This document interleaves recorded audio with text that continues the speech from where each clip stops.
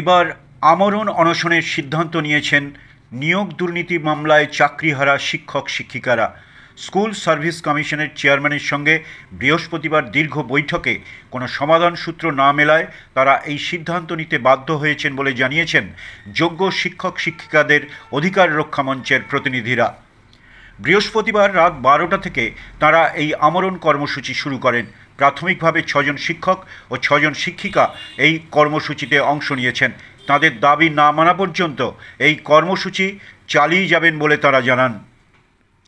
চাকরিহারা এক শিক্ষক বলেন, শুধু নাটক চলছে, যেন কিছুই ঘটেনি এমন ভাব করছে সরকার। ফের দ্রুত ফর্ম ফিল আপ করিয়ে দুর্নীতির প্রস্তুতি চলছে। চাকরিহারা শিক্ষকদের স্পষ্ট দাবি, রিভিউ পিটিশনের রায় না পাওয়া পর্যন্ত ফর্ম ফিল আপ বা নতুন শিক্ষক নিয়োগের পরীক্ষা নেওয়া চলবে না। ওএমআর শিটের মিরর ইমেজ প্রকাশ করতে হবে, যোগ্য ও অযোগ্যদের তালিকা প্রকাশ করতে হবে। চাকরিহারা শিক্ষক যারা স্কুলে যাচ্ছেন, যাদের ডিসেম্বর পর্যন্ত স্কুলে যাওয়ার নির্দেশ দিয়েছেন মহামান্য সুপ্রিম কোর্ট, তাদের তালিকা প্রকাশ করতে হবে। চাকরিহারা এক যোগ্য শিক্ষক আন্দোলনকারী বলেন, আমরা নতুনদের নিয়োগে বিরোধিতা করছি না, আমাদের বিচার যেন সঠিক হয়। রিভিউতে আমরা যদি নির্দোষ প্রমাণিত হই তাহলে ফের নিয়োগ পেতেই হবে।